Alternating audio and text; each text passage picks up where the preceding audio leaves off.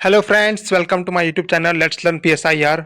तो फ्रेंड्स, हम लोगों ने वेस्टर्न पॉलिटिकल थॉट के एक महान फिलोसोफर, एक महान विचारक के बारे में पढ़ना स्टार्ट किया था, प्लेटो, जिन्हें फादर ऑफ पॉलिटिकल फिलोसफी भी कहा जाता है। So be energetic and let's get started. तो फ्रेंड्स, पिछली वीडियो में हम लोगों ने प्लेटो का इंट्रोडक्टरी वीडियोस देखा था, उनका बायोग्राफी समझने का कोशिश किया था, उनका जो निजी जीवन था उसको उन्होंने समझा। तो आज हम लोग करने वाले हैं इनकी थ्योरी ऑफ आइडियाज़ को। तो फ्रेंड्स, थ्योरी ऑफ आइडियाज़ को हम लोग समझने से पहले प्लेटो का एक दिया गया बहुत ही प्यारा सा कोट के साथ शुरुआत करते हैं। Those who are able to see beyond the shadows and lies of their culture will never be understood, let alone believed by the masses. Friends, इसका मतलब होता है वे लोग जो अपनी संस्कृति के पर्दों और झूठों से पार देख सकते हैं, उन्हें लोग कभी समझेंगे नहीं और उन पर विश्वास भी नहीं करेंगे। इस स्टेटमेंट के माध्यम से प्लेटो हमें ये समझाना चाहते हैं कि जो फिजिकल वर्ल्ड है वो केवल सिर्फ एक हायर रियलिटीज का बस एक शैडो है, और जो फिजिकल वर्ल्ड है, लोग उस शैडोज कल्चर में ही अब घिरे हुए हैं। मतलब लोग उस शैडो कल्चर को ही अपना रियल कल्चर मान रहे हैं, उसे वो बियॉन्ड नहीं देख पा रहे, वो समझ नहीं पा रहे हैं कि इसके आगे भी एक रियल कल्चर है, एक रियल वर्ल्ड है जो कि एक रियलिटीज में बियॉन्ड करता है। तो इसी कोट को माध्यम से वो समझाना चाहते हैं इस बात को, क्योंकि उनका भी कहीं न कहीं ये बिलीव था कि जो पीपल है वो अपने कल्चर्स में घिरे हुए हैं। वो अपने रियल वर्ल्ड को जो वो देख पा रहे हैं, बस उनको ही अपना वो कल्चर मान लेते हैं। बाकी उसके बियॉन्ड उसको कभी अंडरस्टूड करना वो नहीं चाहते हैं, जो कि एक रियल वर्ल्ड है, जिसका वो शैडोड में रह रहे हैं, लेकिन ओरिजिनल में वो देखना नहीं चाहते हैं कभी। तो चलिए अब हम लोग आगे बढ़ते हैं।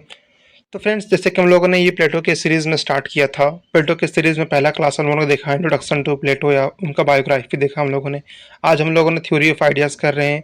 इसके बाद हम लोग थ्योरी ऑफ जस्टिस करेंगे, उसके बाद फिर हम लोग थ्योरी ऑफ एजुकेशन करेंगे, उसके आगे फिर हम लोग थ्योरी ऑफ कम्युनिज्म को पढ़ेंगे प्लेटो का।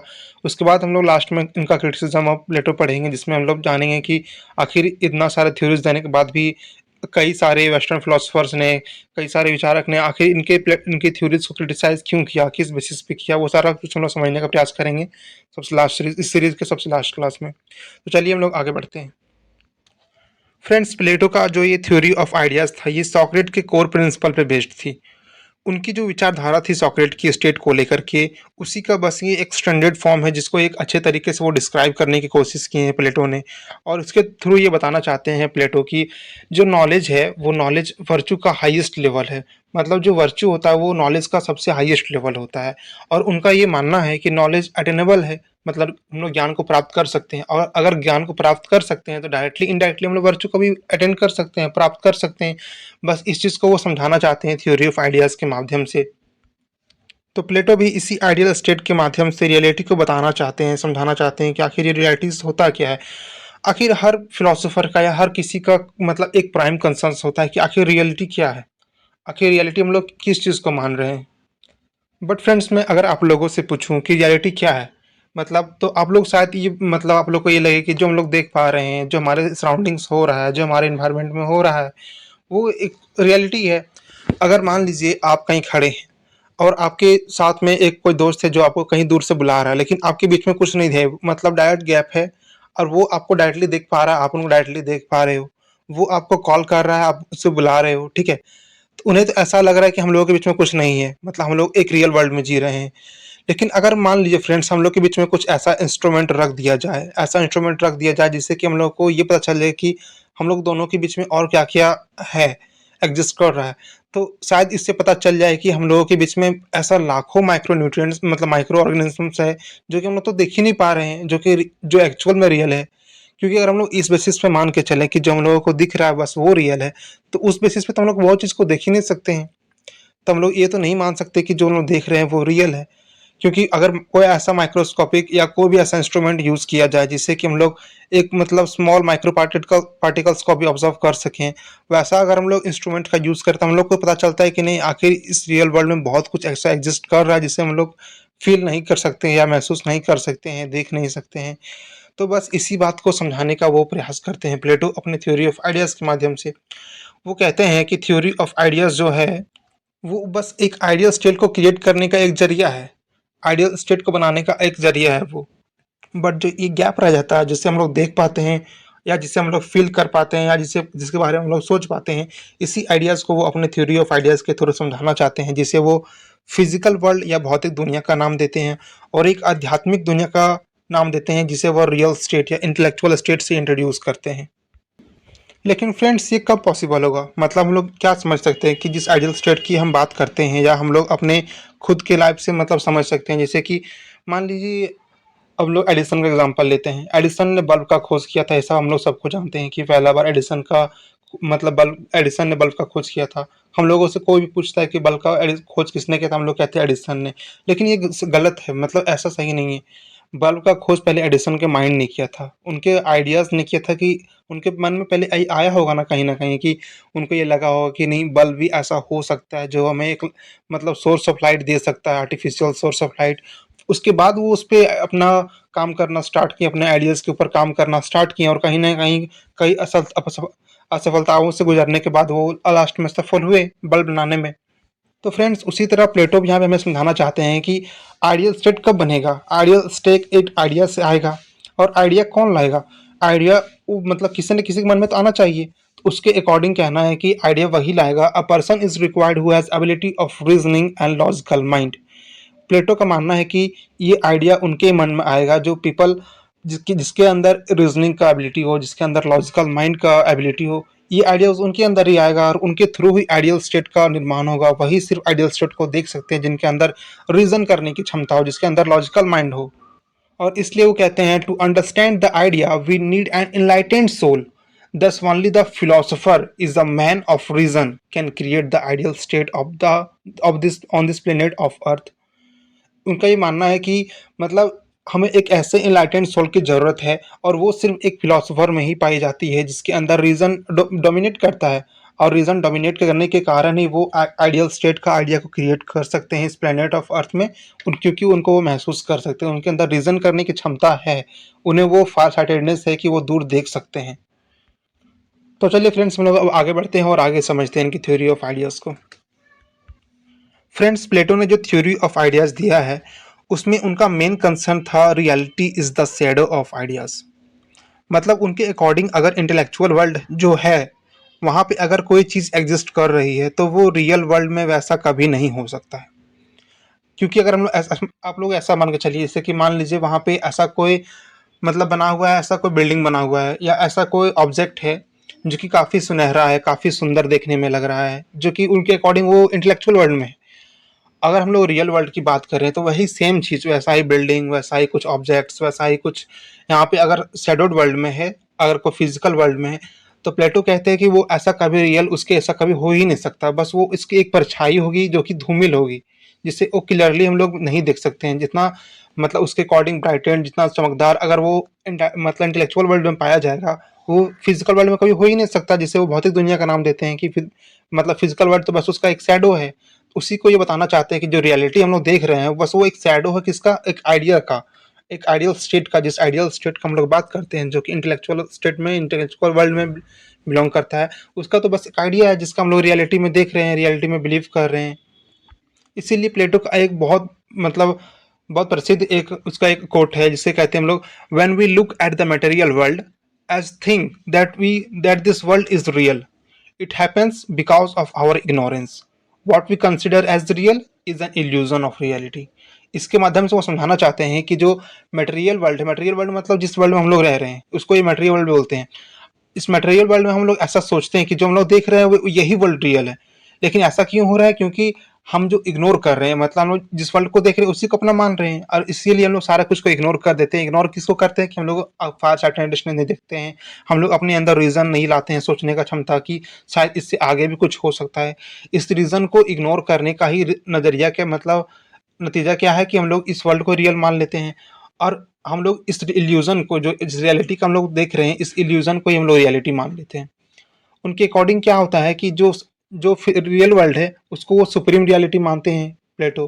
और उनका मानना है कि सुप्रीम रियलिटीज तक पहुंचने का क्या जरिया है, तो उसके लिए आइडियाज चाहिए, रीजन चाहिए।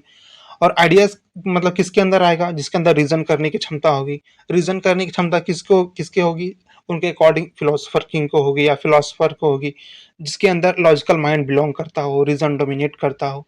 इसी बात को वो समझाने का प्रयास करते हैं थ्योरी ऑफ आइडियाज के माध्यम से, जिसमें वो दो थ्योरीज देते हैं, जिसमें एक है थ्योरी ऑफ सोल और एक है एलिगरी ऑफ केव्स, जिसको प्रिजन्स ऑफ केव्स से भी नाम से जाना जाता है। आई होप कि आप लोगों को यहाँ तक समझ में आ गया हो ठीक है? क्योंकि देखिए सिंपल सा समझिए, उनका ये मानना था कि जो इंटेलेक्चुअल वर्ल्ड ऊपर में बिलोंग कर रहा है, ठीक है? जो इंटेलेक्चुअल वर्ल्ड जिस आइडियाज़ को वो बात कर रहे हैं, वहाँ पे जो ऑब्जेक्ट्स पाए जाएँगे, उसका जो एक वर्स्ट फॉर्म होगा, वो रियल वर्ल्ड में जो हम लोग फ़ील कर रहे हैं एक्चुअल में, वो उसका एक वर्स्ट फॉर्म होगा, ठीक है? सबसे खराब होगा, जो उसका एक शैडो पे बेस्ड होगा, ठीक है? वो रियल कभी नहीं होगा। और लेकिन अगर रियल वर्ल्ड को देखना है, रियल वर्ल्ड को अगर सोचना है, मतलब उसको महसूस करना है, तो उसके लिए हम लोगों को एक आइडियाज़ की ज़रूरत होगी। और जो उस रियल वर्ल्ड की बात करते हैं, उससे वो सुप्रीम रियलिटी का नाम देते हैं। और जिसके थ्रू हम लोग वहाँ तक जा सकते हैं, उसको आइडियाज़ का नाम देते हैं कि आइडियाज़ के थ्रू पहुँच सकते हैं। आइडिया किसके अंदर आएगा? तो जिसके अंदर रीज़न डोमिनेट करेगा। उसके अकॉर्डिंग, प्लेटो के अकॉर्डिंग, रीज़न किसके अंदर डोमिनेट करेगा? तो एक फिलोसोफर किंग के अंदर डोमिनेट करेगा। बस इतनी सी बात वो समझाना चाहते हैं, और इसको समझाने के लिए वो बहुत थ्योरीज दिए हैं, theory of soul and allegory of caves, जिसे वो प्रिजनर्स ऑफ केव के भी नाम से जानते हैं।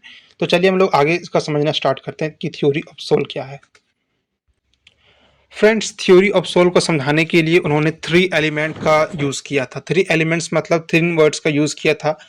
इसमें से पहला है रीज़न, दूसरा है करेज, तीसरा है एपिटाइट, ठीक है?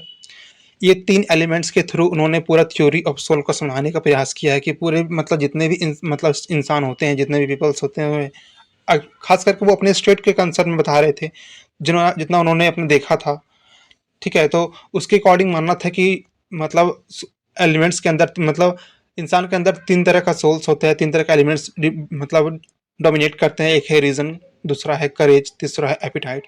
और इस तीन एलिमेंट्स के बेस्ट पे उन्होंने मतलब एक अपना थ्योरी बनाया था कि मैन ऑफ गोल्ड कौन होगा, जिसके अंदर रीजन डोमिनेट करेगा। मैन ऑफ गोल्ड मतलब जिसके अंदर रीजन डोमिनेट करेगा, वो फिलोसोफर बनेगा, उसके अंदर रूल करने की क्षमता होगा, ठीक है? वो गार्जियन क्लास में आएगा। ये पूरा थ्योरी बेस्ड गार्जियन क्लास पे बेस्ड है। तो ये गार्जियन क्लास को बेस्ट मतलब बताते हैं, जिसके अंदर मैन ऑफ गोल्ड होंगे, जो इसके अंदर रीजन डोमिनेट करेगा, वो गार्जियन क्लास के होंगे वो, ठीक है? दूसरा वो बताते हैं man of silver. Man of silver कौन होगा? जिसके अंदर करेज डोमिनेट करेगा। और जिसके अंदर करेज डोमिनेट करेगा, वो क्या होगा? वो एक सोल्जर क्लास से बिलोंग करेगा। फिर से समझिए, मैन ऑफ गोल्ड जिसके अंदर रीजन डोमिनेट करेगा, वो कौन सा होगा? फिलोसफर क्लास से होगा, वो रूलिंग क्लास से होगा, वो गार्जियन क्लास से होगा। जिसके अंदर मैन ऑफ सिल्वर होगा, जो मैन ऑफ सिल्वर होंगे कहे जाएंगे, उसके अंदर करेज डोमिनेट कर रहा होगा कहीं ना कहीं। और करेज डोमिनेट करेगा तो वो क्या करेगा? रूलर को, स्टेट को प्रोटेक्ट करने का काम करेगा, यानी वो सोल्जर क्लास के कहे जाएंगे, सोल्जर क्लास में उसे मतलब रखा जाएगा। थर्ड आता है उनके according man of copper. Man of copper क्या होता है? जिसके अंदर एपिटाइट डोमिनेट करता होगा। एपिटाइट कहने का मतलब आप सिंपल वर्ड में इसको पेशेंस भी समझ सकते हैं, जिसके अंदर धैर्य धैर्य हो, जिसके अंदर मतलब पेशेंस हो किसी भी चीज़ को सोचने की, समझने की। ऐसा उनका कहना है कि ये वर्किंग क्लास के अंदर हो सकता है। वर्किंग क्लास में मतलब जो प्रोड्यूसर भी आ सकते हैं, कुछ मर्चेंट्स भी आ सकते हैं, क्योंकि दोनों में ही धैर्य की जरूरत होती है। इसीलिए उनका मानना था क्या कि man of gold is reason dominate according to philosopher, according to Plato. उनके अंदर रीजन डोमिनेट करेगा, वो फिलोसफर क्लास के कहे जाएंगे। मैन ऑफ सिल्वर, उसके अंदर करेज डोमिनेट करेगा, और वो सोल्जर क्लास के कहे जाएंगे। मैन ऑफ कॉपर जिसके अंदर एपिटाइट डोमिनेट करेगा या पेशेंस डोमिनेट करेगा, वो प्रोड्यूसर क्लास के होंगे, ठीक है, या मर्चेंट क्लास के होंगे। तो इसी बात को समझाने के लिए वो कहते हैं कि only those who have reason can establish kingdom of God on earth, that is philosopher king. मतलब उनका जो मेन कंसर्न है वो गार्जियन क्लास को लेकर के ही है, थ्योरी ऑफ सोल में, थ्योरी ऑफ आइडियाज में। इसीलिए वो कहते हैं कि मतलब इस बात से ऊपर समझाना चाहते हैं कि मतलब इस वर्ल्ड में गॉड ऑन अर्थ अगर किंगडम को एस्टैब्लिश कर सकता है, तो वो रूलिंग क्लास वाला ही कर सकता है, जिसके अंदर रीजन डोमिनेट करता हो, आने के फिलोसफर की उसके अकॉर्डिंग। तो चलिए हम लोग आगे बढ़ते हैं। तो चलिए फ्रेंड्स, हम लोग अब समझते हैं कि आखिर थ्योरी ऑफ सोल का फंक्शन क्या है। थ्योरी ऑफ सोल तो हम लोगों ने समझ लिया कि वो थ्री एलिमेंट पे बेस्ड है, गोल्ड है, फिर सिल्वर, कॉपर, उसका हम लोग सारा फीचर्स भी समझ ली। अब चलिए हम लोग समझते हैं कि आखिर इसका फंक्शन क्या है, इसका फंक्शन क्या होगा। तो फ्रेंड्स, इसका फंक्शन होगा क्या कि to guide us what is right and what is wrong, और परफेक्ट और इम्परफेक्ट। मतलब उनका मानना था कि ये राइट जो हमारा सोल है, वो हम लोगों को बताएगा कि क्या सही है, क्या गलत है, क्या परफेक्ट है, क्या इम्परफेक्ट है। लेकिन बात ये आती है कि उन्हें ये पता कैसे चलेगा, मतलब उन्हें ये मतलब जाने ही कैसे कि ये सही हो रहा है या गलत हो रहा है। सोल को तो नहीं पता ही। तो वो कहते हैं कि जो सोल है वो कहीं ना कहीं गॉड के वर्ल्ड से आए हुए हैं, और गॉड के वर्ल्ड से आए हुए हैं तो उनको रियलिटी पता है, ठीक है, क्या रियलिटी है क्या नहीं है। तो उस चीज़ को वो कंपेयर करके बताएंगे। इसीलिए वो कहते हैं soul knows it by comparing it with what it has seen in the kingdom of God. उनका ये मानना है कि जो सोल है वो किंगडम ऑफ गॉड से आया हुआ है, इसीलिए उन्होंने देखा हुआ है कि रियलिटी वो क्या है, इसीलिए हमारा सोल कंपेयर करके बता सकता है। लेकिन फ्रेंड्स हर सोल के अंदर तो कॉम्प्रिहेंशन करने की क्षमता नहीं होगी, ठीक है ना, इसीलिए वो कहते हैं every soul can't do comprehension in equal sense which means soul are not equal. इसे वो समझना चाहते हैं कि सोल हमेशा इक्वल नहीं हो सकता है, इसीलिए क्योंकि अगर सोल इक्वल नहीं हो सकता है तो हर कोई रूलर नहीं बन सकता है, हर कोई फिलोसोफर नहीं बन सकता, हर कोई फिलोसफी लर्न नहीं कर सकता, हर कोई गार्जियन क्लास में नहीं आ सकता, क्योंकि सबका सोल एक जैसा बराबर नहीं होता, सबके अंदर कॉम्प्रिहेंशन करने की क्षमता नहीं होती है। इसीलिए कुछ लोग सोल्जर क्लास में भी जाएंगे, कुछ लोग वर्किंग क्लास में भी जाएंगे, प्रोड्यूसर क्लास में, मर्चेंट क्लास में, इस टाइप से, ठीक है। और जो पर्सन के अंदर रीजन डोमिनेट कर रहा होगा सिर्फ वही बेस्ट होंगे, जो उनके अकॉर्डिंग थ्योरी ऑफ सोल में जिसे वो गोल्ड बताते हैं, मैन ऑफ गोल्ड, ठीक है, मैन ऑफ गोल्ड जिसे बताते हैं, वही पर्सन के अंदर रीजन डोमिनेट कर रहा होगा, और वही सिर्फ वो फिलोसोफर किंग जिसे बताते हैं वो वही स्टेट को एक मतलब कर सकते हैं डिफाइन, मतलब एक आइडियाज को क्रिएट कर सकते हैं, और जो शैडो बता रहे हैं रियलिटी का उसको सही से क्लैरिफाई करके वो जो इंटेलेक्चुअल वर्ल्ड है उसकी वो बात को रख सकते हैं और उसकी व्याख्या कर सकते हैं, ठीक है। तो चलिए हम लोग फिगर के माध्यम से समझते हैं उनके मतलब रियलिटी इस साइड ऑफ आइडियाज को। देखिए हम लोग यहाँ ने बनाया है क्या, नीचे सेंसिबल वर्ल्ड है जिसके हम लोग रह रहे हैं, एक इंटेलेक्चुअल वर्ल्ड है, ठीक है, जो टॉप पे है। उनके अकॉर्डिंग सेंसिबल वर्ल्ड क्या है प्लेटो के अकॉर्डिंग, तो व्हाट वी हियर जो हम लोग सुन सकते हैं, व्हाट वी एक्सपीरियंस जो हम लोग एक्सपीरियंस कर रहे हैं, ये रियल वर्ल्ड है, क्योंकि हम लोगों ने ये देख रहा है, ये मतलब सेंसिबल वर्ल्ड है जिसे वो मटेरियल वर्ल्ड भी कहते हैं, जिसे हम लोगों ने देख रहा है। बट उनका क्या मानना है कि ये एक अनसर्टेनिटी है और चेंजेबल है, मतलब ये सारा कुछ अनसर्टेन है, इसमें कुछ भी फिक्स नहीं है, कभी भी चेंज हो सकता है, हमारा बिलीव्स, हमारा ओपिनियन, हम लोग जो सुन रहे हैं, हम लोग जो एक्सपीरियंस कर रहे हैं, ये कभी भी चेंज हो सकता है, इसीलिए ये सर्टेन नहीं है, बल्कि ये पूरा का पूरा चेंजेबल है, इसमें कुछ भी सर्टेनिटी नहीं है। लेकिन जिस वर्ल्ड की वो बात करते हैं उसे वो इंटेलेक्चुअल वर्ल्ड कहते हैं। इंटेलेक्चुअल वर्ल्ड में क्या होता है, तो वहाँ पे लॉजिक्स मतलब डोमिनेट करता है, मैथमेटिक्स होता है, ह्यूमन रीजनिंग होता है। इसके माध्यम से क्या होता है कि ये एक्स्ट्रा एब्स्ट्रैक्ट होता है और अनचेंजेबल होता है। एब्स्ट्रैक्ट का मतलब ये होता है कि जो पूरा 100% हो, मतलब अनचेंजेबल हो, ठीक है। ये कॉन्टिनम में बिलोंग नहीं करता, कॉन्टिनम मतलब होता है जो मतलब या तो जीरो या तो वन, या तो जीरो या 100 के बीच में आता हो, कभी भी जीरो या वन में लाइज ना करता हो, ठीक है। तो उनका मानना है कि इंटेलेक्चुअल वर्ल्ड कभी भी मतलब कॉन्टिनम में नहीं होता है, हमेशा वो एब्स्ट्रैक्ट होता है, अनचेंजेबल होता है, जिसमें वो लॉजिक्स, मैथमेटिक्स, ह्यूमन रीजनिंग्स वगैरह आते हैं। सेंसिबल वर्ल्ड जिसमें हम लोग रह रहे हैं, जिसको हम लोग एक्सपीरियंस कर रहे हैं, जो कि बहुत ही उनके अकॉर्डिंग अनसर्टेन है, चेंजेबल है। तो चलिए हम लोग अगर थ्योरी ऑफ सोल को अच्छे से समझ गए हैं फ्रेंड, आई होप, तो चलिए हम लोग आगे बढ़ते हैं और इनके एलिगेरी ऑफ केप या प्रिजनर्स ऑफ केप को समझते हैं, जो इनके थ्योरी ऑफ आइडियाज का मेन कंसर्न है। पूरा थ्योरी ऑफ आइडियाज इनके एलिगेरी या प्रिजनर्स ऑफ केप पे ही बेस्ड है, और प्रिजनर्स ऑफ केप को समझने के लिए ही हम लोगों ने अभी तक इतना कुछ समझा। तो चलिए हम लोग इसे समझने की कोशिश करते हैं आगे।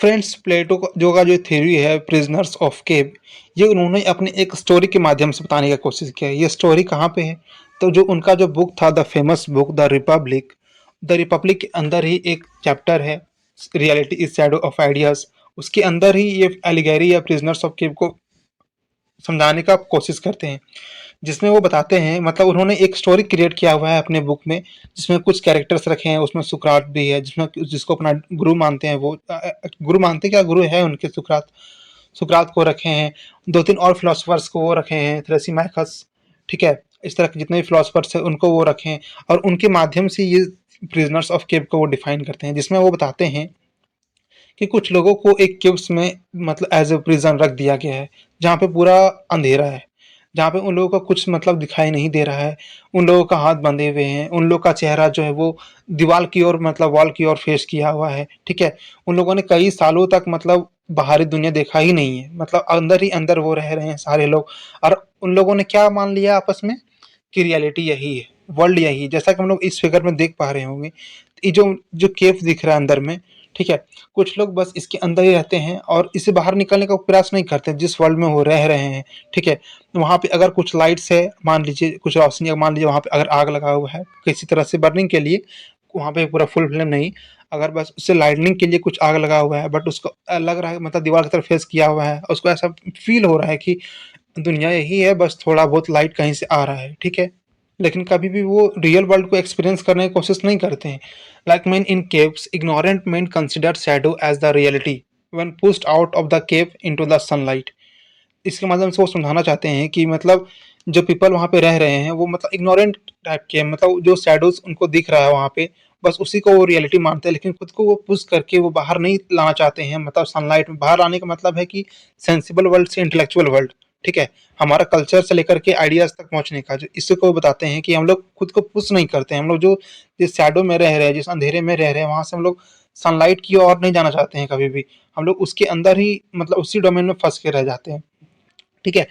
Realise that what they considers reality was just a shadow. उसका कहना था कि जो हम लोग रियलाइज कर रहे हो बस एक तो शैडो है। हम लोग कभी भी खुद को पुश ही नहीं करते हैं कि हम लोग रियल वर्ल्ड को समझ सकें, हम लोग कभी भी डार्कनेस से सनलाइट की ओर जा सकें, ठीक है। तो उनका ये मतलब इसी के थ्रू वो मतलब बताना चाहते थे कि जो नॉलेज हम लोगों को पता है, जो जो हम लोग देख रहे हैं कि उसके अंदर, वो तो हमारा बस एक इल्यूजन है, ठीक है, कि दुनिया इतना ही होता है।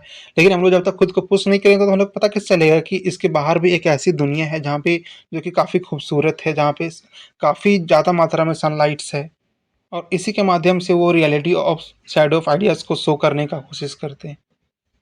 बट आगे वो ये भी समझाते हैं कि मतलब जो इस मतलब चेन को ब्रेक करके आगे निकल जाते हैं, चेन को ब्रेक करके निकलने का मतलब क्या है, अगर हम लोग सेंसिबल वर्ल्ड या मटेरियल वर्ल्ड से मतलब अपना जो फीलिंग है उसको ब्रेक करके हम लोग थोड़ा सा आगे सोचते हैं, ठीक है, उसी को इस कहानी से समझाना चाह रहे हैं वो कि जो उस केव्स के जो मतलब उस केव का जो डायरिया है, मतलब उसका जो डोमेन है उसको ब्रेक करके अगर वो सनलाइट की ओर आना चाहते हैं, मतलब अगर आते हैं तो उससे क्या लगता है, तो उन्हें ये लगता है कि इसके बाहर भी एक दुनिया है, ठीक है। जब वो कोई अगर इस ब्रेक को मतलब इस चेन को ब्रेक करके बाहर आ जाता है, स्टार्टिंग में तो उसे पेन फील होता है, ठीक है, लेकिन बाद में वो रियलाइज़ करता है कि जो जो त अभी तक वो देख रहा था केव में, वो उसका रियलिटी नहीं, बस उसका एक इल्यूज़न है, ठीक है। ये पता चलता है, ठीक है। लेकिन इस पूरे सेंटेंस से वो क्या बताना चाहें? वो स्टोरी बताएँ एक केव का जहाँ पे एक प्रिज़नर्स है, ठीक है? जो एक केव में रह रहे थे, उस उन्होंने उनको ही अपने एक इल्यूज़न को रियलिटी मान लिया था। लेकिन बाकी सब से उन्होंने अपने चेन को ब्रेक करके जब उन्होंने ऊपर आया, रियल सनलाइट में उन्होंने देखा, तब उसे पता चला कि नहीं, दुनिया बहुत बड़ी है, दुनिया बहुत कुछ हो सकती है। और वो इंसान जब वापस से केव में गया, मतलब प्लेटो अपनी अपनी स्टोरी में बता रही है कि जब वो पीपल जो वापस अपने केव में गया और उस रियलिटी को उन्होंने बाकी सबको बताया, तो बाकी सब लोगों ने बिलीव नहीं किया, बल्कि उसका मजाक उड़ाना स्टार्ट कर दिया कि क्या कुछ भी बोल रहा है तुम अपने मन से बना करके, हम लोग जो आज तक देखते आ रहे हैं क्या ये गलत है। लेकिन वो लोग कभी समझना चाह नहीं रहे थे, क्योंकि प्लेटो ये भी तो कहते हैं ना कि सबके अंदर तो वो सोल डोमिनेट नहीं कर सकता, रीजन वाला, फिलोसोफर वाला, सब कोई तो फिलोसोफर नहीं बन सकता, सबके अंदर तो रीजन डोमिनेट नहीं कर सकता। इसीलिए यहाँ पे कुछ लोग कहते हैं, उनका मजाक बनाते हैं कि नहीं तुम लोग क्या बोल रहे हो, ऐसा कुछ भी नहीं है। क्योंकि प्लेटो के अकॉर्डिंग वो कभी भी अपना बॉन्डेज को तोड़ना ही नहीं चाहते, कभी भी अपना सनलाइट में आना ही नहीं चाहते हैं। इसके मतलब से क्या है कि वो कभी भी हम लोग मटेरियल वर्ल्ड से सेंसिबल वर्ल्ड की और मतलब रियल इंटेलेक्चुअल वर्ल्ड की और हम लोग कभी सोचना ही नहीं चाहते हैं। जिस हम लोग डोमेन में स्टक कर गए हैं, हम लोग उसी के डोमेन में सोचते रह जाते हैं। बट अपनी कहानी में वो आगे बताते हैं कि लेकिन जब वो पर्सन बाकी सबको पुश करता है कि सनलाइट में आने के लिए, और जब वो लोग सनलाइट में आ जाते हैं, तो ग्रेजुअली वो लोग भी धीरे धीरे रियलाइज करते हैं कि नहीं, जो हम लोग अभी तक सोच रहे थे वो हमारा रियलिटी नहीं, बस एक और एक इल्यूजन था, ठीक है। जिसे हम लोग अभी तक मानते आ रहे थे कि दुनिया इतना ही होती है, वो बस एक इल्यूजन था, रियलिटी बहुत बड़ी है जिसे हम लोगों ने आज तक कभी फील ही नहीं किया था। और इसीलिए वो कहते हैं कि the person who is pushing is none other than the philosopher who has reason, the value of thinking and implementing. यही तो हम लोग तब से समझना चाह रहे थे कि उनका जो मानना था, इस स्टोरी के माध्यम से पूरा समझाना चाह रहे थे कि जो पर्सन पुश कर रहा है बाहर आने के लिए, जो पर्सन बताना चाह रहा है कि नहीं वर्ल्ड कुछ और भी हो सकता है, वो कौन होगा, तो वो बस और बस एक फिलोसोफर होगा जिसके अंदर रीजन डोमिनेट कर रहा है, जिसके अंदर रीजन डोमिनेट करता है, सोचने का, समझने का क्षमता डोमिनेट कर रहा है, फार साइटेडनेस है जिसके अंदर, दुनिया को वो देखने की क्षमता रखता है, वही तो फिलोसोफर बनेगा। उसके अंदर तो रीजन डोमिनेट कर रहा है, ठीक है।